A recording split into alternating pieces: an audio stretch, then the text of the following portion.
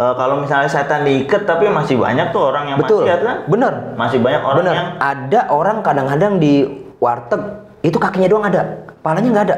Buset deh, serem banget. Ketutup ordeng. Oh iya, Ketutup ordeng banget. Ya, saya jarang ke pasar dan lupa. Belinya belanja online. Iya. Saya tanya dia online. Iya. Sekarang makanya bini kalau mau belanja online suruh baca doa itu dulu. Iya tuh. Takutnya setan masuk, apa aja dibeliin. Nah, itu lakinya yang puyeng. Kadang-kadang kita di rumah lagi sendirian nih. Itu kadang-kadang merinding ya kan? Kadang merinding atau kita di perjalanan misalnya melewati jalan yang sepi, tiba-tiba merinding. Apakah itu hanya sugesti kita ataukah memang ada setan atau jin yang memang sedang menggoda kita? Iya. Itu apa tuh?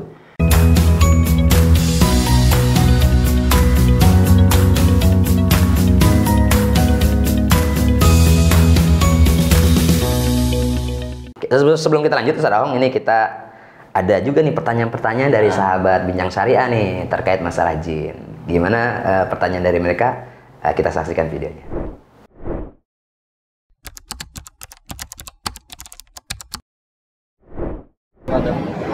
Ustadz, benar atau tidak kalau jin atau setan itu diikat pada bulan puasa?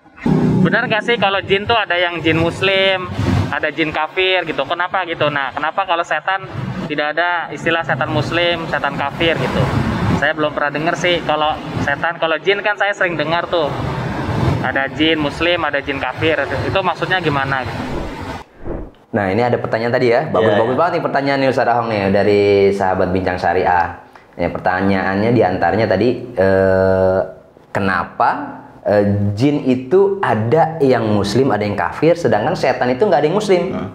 Nah, setan dia ya udah setan dia gitu, ya udah pasti buruk aja lah setan itu, gitu kan? Sama seperti kita ketika marah gitu kan, yang kita sebutkan setan lu gitu kan, nggak mungkin kan jin lu, nggak mungkin kan, setan lu gitu kan? Iya, betul. Nah itu kenapa tuh, Ustaz Ahong? Ya, tadi kan sudah disinggung sekilas ya bahwasanya jin kalau itu adalah keturunan iblis. Tapi kalau yang baik itu namanya jin, kalau yang buruknya itu setan. Manusia juga gitu. Manusia yang baik ya manusia gitu. Tapi nanti kalau yang buruknya itu juga ada setan. Tapi ada pendapat lain misalnya yang mengatakan bahwasanya iblis tuh nenek moyangnya gitu kan. Nah, anak-anaknya itu namanya setan. Setan juga tugasnya macem-macem. Jadi yang namanya setan itu yang nggak ada yang beriman gitu. Nggak ada yang beriman. Nah kalau jin itu masih ada yang beriman. Di zaman Nabi itu juga ada. Jin masuk Islam. Jin masuk Islam ada. Bahkan sampai diabadikan dalam satu masjid tuh. Iya, namanya Masjid betul. Jin di dekat daerah apa? Dulu orang nyebutnya Pasar Seng. Betul. Sekarang tuh namanya Sib Amir. Jadi Sib Amir lurus tuh kan ada dua masjid tuh, ada Masjid Sajarah sama Masjid Jin. Di situ tempat jin itu dia berbaiat kepada Nabi untuk masuk Islam. Iya, bahkan ada suratnya juga kan, ya? Iya, surat jin. Surat Al-Jin. Ya. Itu sengaja beberapa 9 kalau nggak salah dalam hadis itu ada 9 orang jin yang sengaja dengerin Nabi lagi baca Al-Qur'an. Masya Allah. Itu juga ada nama-namanya. Ada Al-Arqam atau apa gitu ya. Saya nggak hafal semua 9-nya karena memang belum kenalan. Dia belum subscribe. Kalau ada gua mau kenalan tuh. Oke. Kan jin temennya Nabi gitu kan. Ya. Keren banget berarti Ustadz Ahong kenalan sama jin. Jadi jin itu kalau dia muslim dia bisa berteman dengan kita. Betul. Ya, otomatis dengan amalan soleh ya, dengan amalan-amalan yang kita perbuat. Tapi ada juga orang yang itu juga berteman dengan jin seperti para dukun misalnya. Betul. Itu kan berarti yang ditemani bukan jin muslim tadi. Bukan, jin kafir tadi kan. Yang lebih condong kepada perbuatan tercela gitu, perbuatan. Tugasnya jin-jin yang jahat itu yang nyelakain orang kan, yang kerja sama dukun-dukun itu tugasnya nyakitin orang, nyelakain orang yang lagi nikah diem apalagi baik-baik, lagi harmonis diganggu gitu. Jin itu tugasnya nyakitin orang. Betul. Berarti kalau ada pasangan kita nyakitin jinnya, jin kafir. Kafir. Jadi jangan nyebut setan lagi, jin lo gitu, kafir, jin kafir. Jangan. Berarti kalau setan udah pasti nggak ada yang muslim. Nggak ada. Dia pasti perbuatan tercela yang dilakukan. Kemudian menarik juga pertanyaannya juga tuh. ketika Ramadan, Nabi padahal katakan kepada kita, ini sebenarnya di bulan Ramadan setan dibelenggu diikat, itu secara harfiah, gitulah. Ya, teksnya kan begitu. Apakah benar-benar dibelenggu atau sebenarnya setan itu sebenarnya nggak diikat? Justru masalahnya di bulan Ramadan itu gangguan kita lebih besar, ya kan? Diganggu oleh mereka. Misalnya ada tukang es. Saya kemarin ada tukang es tuh ke rumah saya, ya kan. Awal Ramadan, saya udah bilang, Bang, perhatiin dong, ini kan tengah-tengah hari bulan Ramadan. Masa jualan es es cincau pagi siang-siang, hormatin orang berpuasa, saya bilang gitu, betul. Ya kan? Malah esnya kurang manis lagi kan kita kan. Nyicipin dong. Esnya kurang manis lagi. Kan gila namanya. Nah, jadi kayak gitu cara ya. Nah, apakah dia benar-benar dibelenggu atau itu hanya sekedar kiasan? Kiasan ya. Hakikatnya sebenarnya ya setan ada juga buat mengganggu kita. Gimana memahaminya? Ya, kalau kata ulama tuh memang ada 3 pendapat ya. Pendapat yang pertama itu setan yang diikat itu setan yang bocorin rahasia-rahasia yang ada di Lauh Mahfuz ke manusia. Nah, biasanya setan ini kan tugasnya nih, tugasnya buat bagi-bagi info ke para dukun. Oke. Nah, kita lihat aja nih ntar pas bulan Ramadan nih masih ada nggak konten-konten kreator yang nyari-nyari dukun, ngajarin dukun gitu. Iya. Kalau masih ada di bulan Ramadan berarti pendapat ini nggak kuat gitu. Nggak kuat, ya. Masih ada ternyata. Nah, pendapat kedua itu ya memang dibelenggu gitu. Dibelenggu, diikat. Tapi yang saya lebih cenderung sih pendapat ketiga itu ini hanya sebagai simbol aja. Karena di bulan Ramadan itu kebaikan meningkat. Terusnya juga perekonomian itu meningkat juga kan, orang pada dagang apalagi kalau lagi nggak pandemi. Itu makanya gitu pintu surga dibuka tuh maksudnya amal soleh makin tinggi gitu ya. Tinggi. Kemudian kemaksiatan, kekejian, kemungkaran menurun. Iya. Tapi pertanyaannya kan kalau misalnya setan diikat tapi masih banyak tuh orang yang maksiat kan? Bener. Masih banyak orang yang ada orang kadang-kadang di warteg itu kakinya doang ada, palanya nggak ada. Buset deh, seru banget. Ketutup ordeng. Oh iya. Ketutup ordeng banget. Wah, kakinya doang nih orang, palanya hilang lagi makan. Bukan cewek ya, kalau cewek kan mending, lagi head gitu kan. Nah kalau cowok kan nggak ada ya. Ya mungkin husnudonnya ini musafir. Musafir. Tiap hari musafir. Kagak pindah-pindah tempat di situ aja. Lo tiap sore lu di sini-sini aja, tiap siang katanya musafir. Saya lagi sakit, Pak. Lagi sakit ngayap dari rumah. Sakit makan di rumah aja kali, jangan warteg. Jadi setan yang kedua tuh tetap dibelenggu bener ada gitu. Iya, cuma kan tadi yang kita bahas itu setan juga ada dari kalangan manusia. Atau bisa jadi setan tuh kan tugasnya cuma bisikin doang nih. Nah, yang dorong itu hawa nafsu kita. Makanya kita perintah untuk mengendalikan hawa nafsu. Nafsu nggak bisa kita kekang gitu. Tapi kita kendalikan. Nah, itulah di bulan Ramadan gimana kita bisa mengendalikan hawa nafsu lebih dari sebelumnya begitu. Ya, setan dari kalangan manusia juga kan ada juga begitu. Jadi itu saya lebih rasional yang ini sih, yang pendapat yang ketiga, bahwasanya setan yang dimaksud itu diikat itu hanya simbolis saja. Jadi ya keburukan, ke hate speak di media sosial harusnya menurun, koruptor harusnya kagak ada di bulan Ramadan gitu kan. Harusnya itu begitu. Iya, harusnya begitu. Tapi kalau misalnya masih meningkat, nah ini setan-setannya. Itu setannya itu dia. Jadi begitu ya. Jadi sahabat Bincang Syariah memahami bahwa setan dibelenggu tuh kita bisa berbagai macam pendapat itu tadi ya. Betul. Ada yang pendapat yang pertama, ada pendapat yang kedua, ada pendapat yang ketiga. Tapi sebenarnya rasional sih memang ketika Nabi Muhammad SAW mengatakan bahwa setan dibelenggu itu sebenarnya hanya bahasa kiasan aja gitu ya. Betul. Hakikatnya ya setan memang ditugaskan untuk menggoda manusia. Gitu kan? Sampai kiamat. Dan nggak mati-mati. Gitu kan? Dan ya memang tugasnya itu.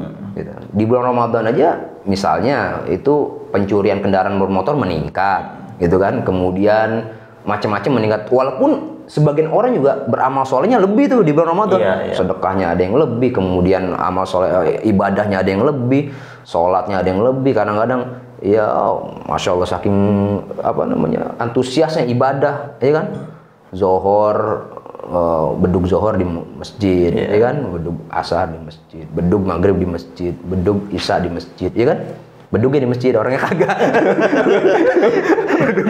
Bedugnya di masjid. Gua kagak nyambung soalnya di rumah gua gak ada bedug. Gak ada ya? Iya. Sebagian orang bedugnya doang. Kita orangnya bedug di kagak. masjid, orang kagak. Ya apalagi sekarang lebih ribet lagi. Ada yang mengatakan, bedug tuh bid'ah. Bedug aja, bedug dihukumi bid'ah. Bayangin, alat dihukumi bid'ah. Bedugnya bid'ah. Iya, sama motor kita kan alat juga tuh dihukum bid'ah, ngeri itu kan. Bedug bid'ah. Ya Allah, sekarang ada aja macem-macem.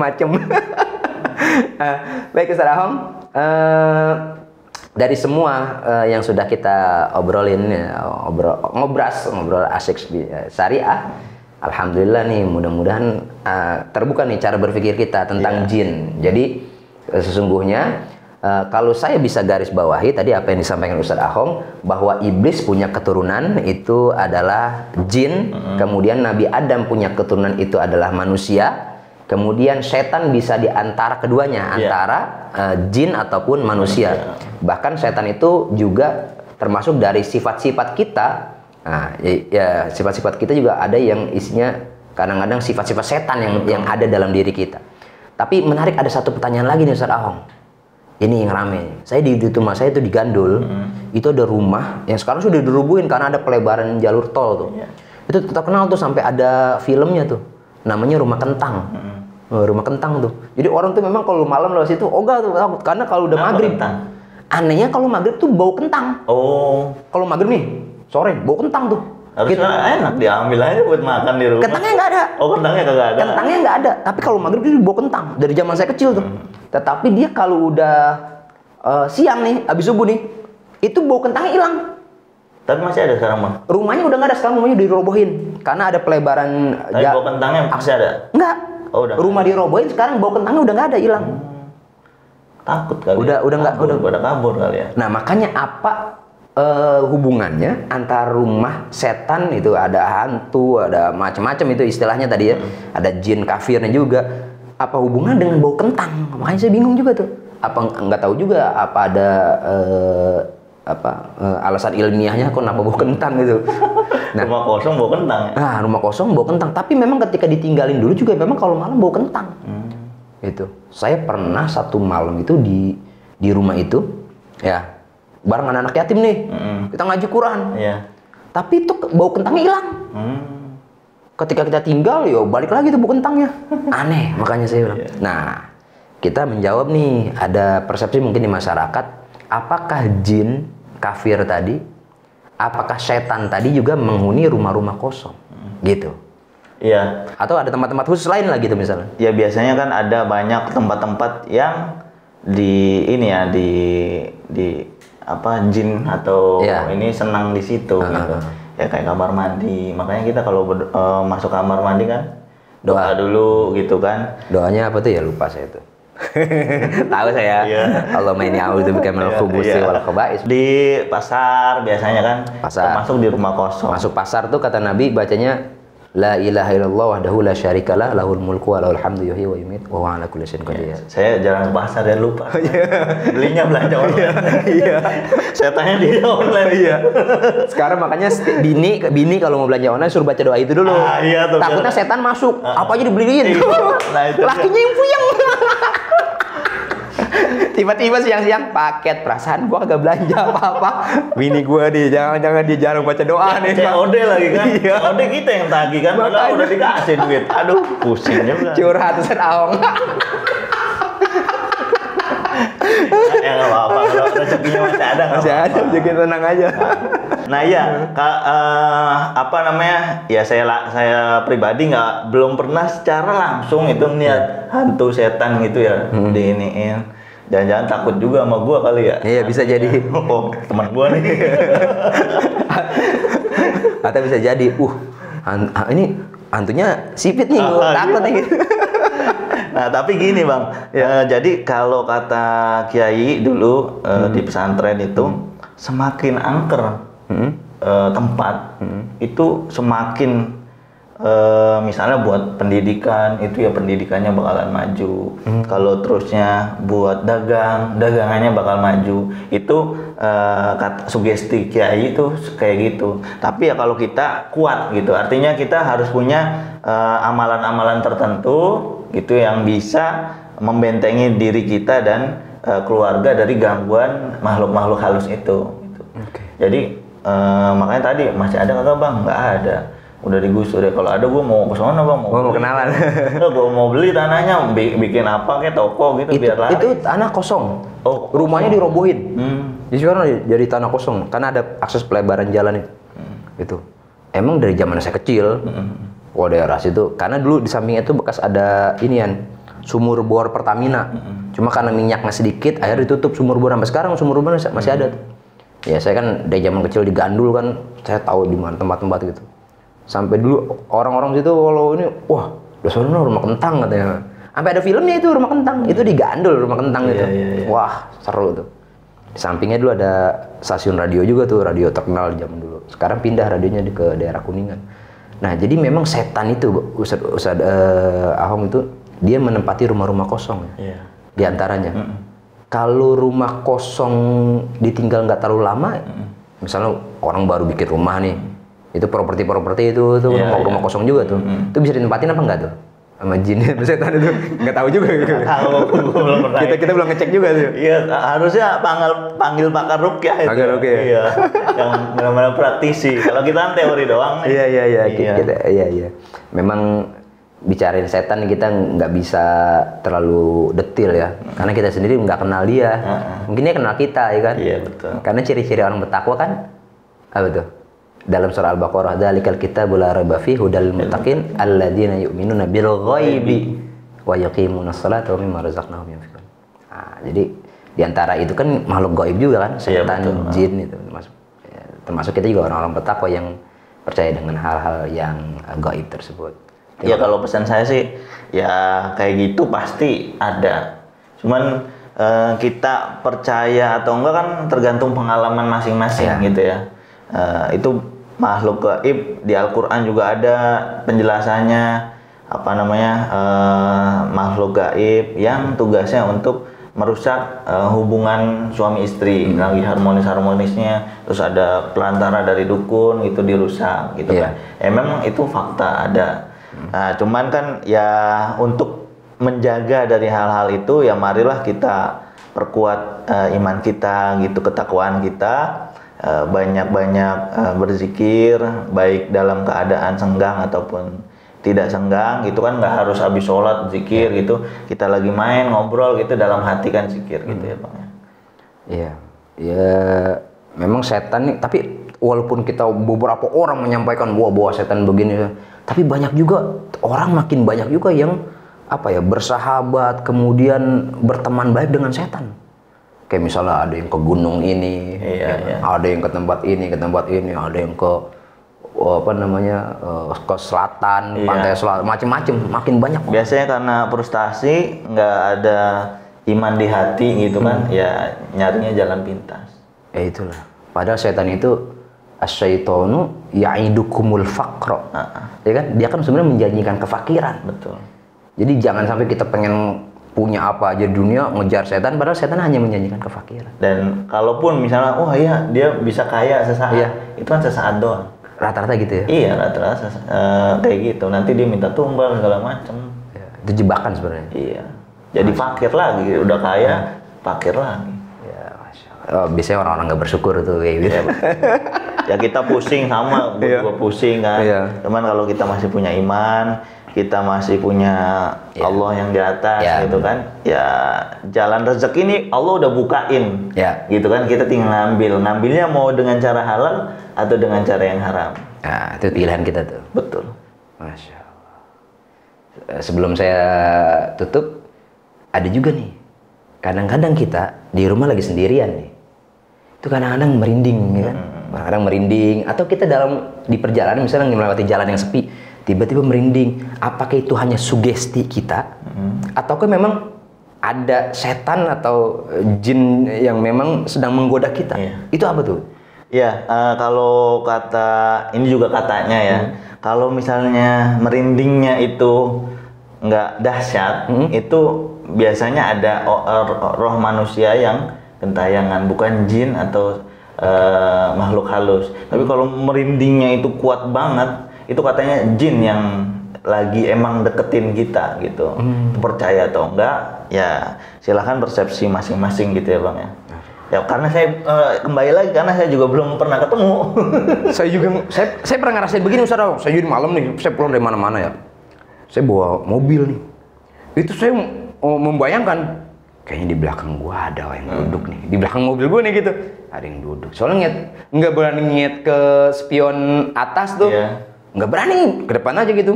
Kita apa aja kita baca tuh kan. Oh, semua ayat Quran kita baca, ayat kursi kita baca, Al-Mu'izzatain kita baca, Kulhu kita baca, semua kita baca. Ini perasaan doang apa kagak ya? Jadi saya tuh sampai berhenti mobil. Nih, saya madep belakang. Wah, untuk ngilangin sugesti saya teriak. Di dalam mobil sendirian. Lu macem-macem lu godain gua ya. Gua habisin lu gitu loh. Habis itu hilang tuh merindingnya. Oh iya. Apa mungkin sugesti doang apa mungkin benar-benar ada. Jadi kayak kadang-kadang gitu. Di rumah nih sendirian nih, anak lagi pada biasanya nginep di rumah neneknya, bini lagi sendirian. Padahal di rumah sendiri, naik ke lantai 2. Kayaknya di belakang gua ada yang ngikutin siapa nih. Gitu rasa-rasanya. Betul. Sugesti aja gitu. Iya, sugesti. Kadang-kadang di dapur kita nengok ke belakang. Oh, saya nggak ada. Sugesti aja lagi sepi. Sampai detikan jam itu. Iya. Kita kadang-kadang bangun malam. Setan apa? Gitu kadang-kadang. Betul. Apa sugesti doang apa bener-bener memang mereka ada melingkupi kita? Kita nggak tahu dah. Ya saya juga pernah tuh Bang kayak gitu. Satu apa namanya? Jadi waktu itu saya baru pindah.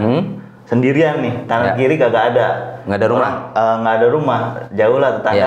Ada tetangga jauh. Nah, kan bapak-bapak tuh sendirian. Sekarang udah almarhum. Nah, tadinya dia sendirian. Kan nggak pernah tuh malam-malam ada yang ngetok-ngetok. Ya kan? Malam-malam ada yang ngetok-ngetok nggak pernah. Nah, kebetulan istri juga lagi pulang kampung waktu itu. Sendirian. Kanan kiri nggak ada tetangga. Nah, tiba-tiba malam Jumat lagi kan. Ada yang ngetok-ngetok, tok. Tapi nggak ada suaranya, Nggak ada yang assalamualaikum. Tok, nggak ada yang assalamualaikum gitu. Udah mau baca sholawat aja. Udah baca sholawat. Nah, nggak ada suaranya. Wah, udah tuh hilang kan. Terus ada lagi, tok. Assalamualaikum, ada suaranya. Gue lihat, oh iya bener. Ternyata dia lagi mau minta tolong, ayahnya sakit, minta dianterin kan. Gitu. Kayak gitu. Malam-malam Jumat lagi ya. Iya. Aduh. Ya. Baik, sahabat Bincang Syariah ini Allah Subhanahu wa taala. Masya Allah nih pembahasan makin panjang nih, wah udah apa aja nih kita akan bahas. Akhirnya nanti terlalu jauh. Ya. Jadi tadi sudah kita dengarkan penjelasan dari Ustadz Ahong terkait dengan jin, apa itu jin, kemudian apa itu iblis, kemudian apa itu setan ya. Kemudian Ustadz Ahong sudah menjelaskan juga bagannya itu tadi saya dijelaskan sangat detail. Iblis punya keturunan itu berupa jin, Nabi Adam punya keturunan itu anak-anaknya yaitu manusia. Kemudian setan itu bisa dari golongan jin dan juga setan itu bisa jadi juga dari golongan manusia. Rasanya itu cukup. Kemudian ketika bulan Ramadan datang tapi tetap sepertinya ada perbuatan-perbuatan kita yang di luar dari perbuatan yang dibenarkan dalam agama. Nah, itu kan berarti juga ada gangguan dari jin. Bukan berarti jin itu ketika bulan Ramadan dibelenggu, benar-benar dibelenggu. Tetapi bisa jadi sifat-sifat setannya di bulan Ramadan tetap ada Pak, yang melekat pada diri kita. Sama seperti Firaun. Firaun sudah wafat berapa tahun, tapi sifat Firaun masih ada sampai sekarang gitu mungkin ya. Ya. Jadi mudah-mudahan yang disampaikan oleh Ustadz Ahong ini bermanfaat. Insya Allah kita akan bertemu lagi di lain kesempatan. Dan saya informasikan bahwa program Ngobrol Asik Syariah ini akan tayang seminggu sekali. Dan insya Allah bisa memberikan pencerahan buat sahabat Bincang Syariah semuanya. Dan jangan lupa subscribe, like, komen, dan share video ini. Dan bagi sahabat Bincang Syariah yang ingin bertanya, langsung saja bertanya di kolom komentar di bawah ini. Dan akhir kata kami ucapkan terima kasih. Wallahul muwaffiq ila aqwamit thoriq. Wassalamualaikum warahmatullahi wabarakatuh.